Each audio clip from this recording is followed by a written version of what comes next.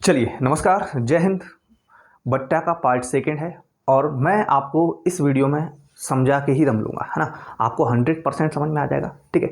बट्टा एक दैनिक जीवन की दिनचर्या का हिस्सा है और इसे हम 3 या 4 तरीके से कर सकते हैं, ठीक है। देखो बेटा, सबसे पहले तो ये अंकित मूल्य क्या होता है, प्रश्न मैं दूसरा करने वाला हूँ। आपको पहले प्रश्न का आंसर देना है। अंकित मूल्य यानी जो लिखा है वो 1600 रुपये है। जो लिखा है यानी किसी भी चिप्स के पैकेट या कोई भी किताब जो लिखा होता है वो अंकित मूल्य होता है। बट्टा मतलब कितनी छूट दे रहा है, कितने % डिस्काउंट दे रहा है, वो बट्टा होता है बेटा। और क्रय मूल्य आपको बताना है। क्रय मूल्य मतलब कितने में खरीदा था, कितने में खरीदा था, ये बताना बेटा, है ना। तो तीनों चीजें आप बताएंगे। देखो पहला तरीका ये ऐसे होगा बेटा, 1600 रुपये लिखेंगे आप, ठीक है। 1600 पे 25% का बट्टा दे देंगे। 1600 का 25% 1/4 होता है। 1/4 इसका निकाल दो, 1600 का। 1600 का 1/4 निकालेंगे बेटा, कितना होगा, 400 रुपया। तो 400 कम कर देंगे। 1600 की चीज को 400 कम में ले आए, मतलब ले कितने में आया बेटा, ले आया कोई बंदा 1200 में, है ना। 400 कम कर दिया। अब मुझे बताओ बेटा कि ये ऐसा 1200 में वो बेच रहा है दुकानदार, फिर भी उसे कितने % का लाभ हो रहा है, 20% का लाभ हो रहा है। 20% को क्या लिखते हैं बेटा, 20% को आप लिखते हैं कितना, 1/5, यानी 5 की चीज को 6 में बेच रहा है। 5 की चीज को 6 में बेच रहा है। 5 की चीज मैं 5 को खरीद के लाया था, क्रय किया था, ठीक है, और 6 में बेच रहा है। तो 6 बराबर इतना है बेटा, तो 1 बराबर कितना हो जाएगा, जब 6 बराबर 1200 है तो 1 बराबर 200 हो जाएगा, और 1 बराबर 200 तो आपका 5 बराबर 1000 रुपये हो जाएगा, मतलब 1000 रुपया की वो चीज होगी। क्लियर बेटा, ऐसे कर पाया, ठीक है। अब इसे करने का और भी तरीके हैं बेटा। और तरीके क्या है, देखो ये 20% हो रहा है, ठीक है। 1600 रुपये की चीज को 20% हो रहा है, यानी आप ऐसे भी कर सकते थे बेटा, ऑप्शन का सहारा लेके कर सकते थे कि किसका 20% बढ़ाऊं। किसी संख्या का 20% बढ़ाने पर इसका 25% कम करने पर दोनों बराबर आना चाहिए, ठीक है। कैसे, देखो ऑप्शन आपके पास 800 दिया था, 1200 दिया है, 1000 दिया है, ठीक है, और भी एक आधा ऑप्शन होती है। देखो इसका मैं 20% बढ़ाऊंगा, 800 का 20% कितना होता है, तो 16 जैसी 160 होगा, यानी ये तो 960 पहुंच रहा है, ठीक है। और इसका 25% कम करूंगा तो ये 1200 हो रहा है। 960 और ये 1200 बराबर नहीं है बेटा। देखो इसमें देख लेते हैं, इसका अगर 20% बढ़ाते हैं, 20% यानी 24, 240, तो 240 इसमें जोड़ूंगा बेटा, कितना हो जाएगा, 1440।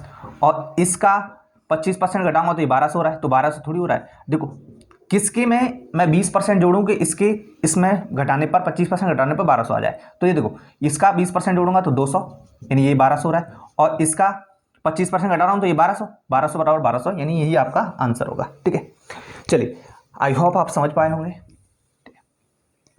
समझ पाए हैं, कोई दिक्कत है यहाँ पे। चलो ऐसे क्वेश्चनों को और भी तरीके से कर सकते हैं बेटा, केवल % को भिन्न बदल के। जो मैंने पूरे वीडियो यानी 4 चैप्टर निपटाए हैं, 4 चैप्टर एक ही तरीके से 4 चैप्टर आप खत्म कर सकते हैं। वो क्या तरीका है, देखो 25% को पहले लिखो, 25% यानी 1/4, 20% यानी 1/5, बट्टा यानी 4 की चीज को 3 में बेच रहा है बेटा, 4 की चीज को 3 में बेच रहा है, और इधर 5 की चीज को 1 बढ़ा के यानी 6 लिख रहा है, ठीक है।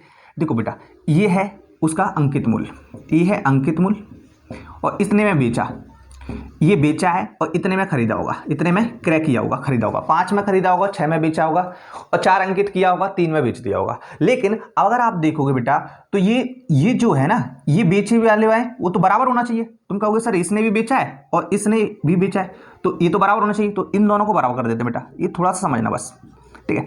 अब मुझे बताओ बेटा, ये बराबर हो जाएंगे तो ये कितना हो जाएगा, ये 4 दूनी 8 हो जाएगा, ये 3 दूनी 6 हो जाएगा, ये 5 हो जाएगा, 6। 5 की चीज को 6 में बेच दिया, ठीक है, और 8 की चीज पे 6 का डिस्काउंट दे दिया, मतलब ये दो जो है ये बेचने वाला है, विक्रय मूल्य है, ये बराबर है, ठीक है। अब आपको दिख रहा होगा ये 8 बराबर कितना बेटा, ये अंकित जो है ये अंकित मूल्य बेटा, ये अंकित मूल्य होता है, ये क्रय मूल्य होता है, और ये विक्रय मूल्य होता है। ये विक्रय मूल्य दोनों बराबर है, बिल्कुल जितने में बेचा है उतना बेचा है, ठीक है। ये अंकित मूल्य 8 है, 8 बराबर 1 1600, तो 1 बराबर 200, और 1 बराबर 200 है तो 5 बराबर कितना हो जाएगा बेटा, 5 बराबर हो जाएगा आपका 1000 रुपया। तो आप ऐसे कर सकते हैं, आप ऑप्शन का सहारा लेके कर सकते हैं, आप इससे कर सकते हैं। एक रटने वाला तरीका है, उसे मैं नहीं बताने वाला हूं, क्योंकि रट के कोई कभी कुछ नहीं हुआ है। देखो यहां पे समझो, यहां पे इस बात को समझना होगा, ये अंकित है 4 अंकित था, 3 में बेच दिया, 4 अंकित था, 3 में बेच दिया, है ना।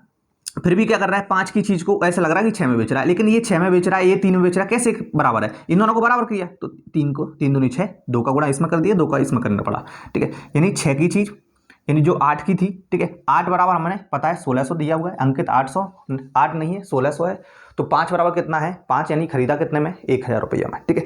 तो आप इस क्वेश्चन को करेंगे, किसी वस्तु का अंकित मूल्य 600 रुपया है, विक्रेता 20% का बट्टा देने के बाद 20% का लाभ कमाता है, तो कितने रुपए का होता है, ठीक है। ऐसे कर सकते हैं, ऐसे कर सकते हैं, या फिर फॉर्मूले से कर सकते हैं। विक्रय मूल्य बराबर क्रय मूल्य, मैं लिख देता हूं यहाँ पे, विक्रय मूल्य बराबर क्रय मूल्य इंटू परसेंटेज लाभ, 100 प्लस लाभ, ठीक है, और 100 प्लस हानि। इस तरह से करेंगे तो भी आपका आ जाएगा, ठीक है। लेकिन ऐसे करना नहीं है, कब कौन याद रखेगा, ठीक है। चलिए मिलते हैं नेक्स्ट वीडियो में। जय हिंद, जय भारत।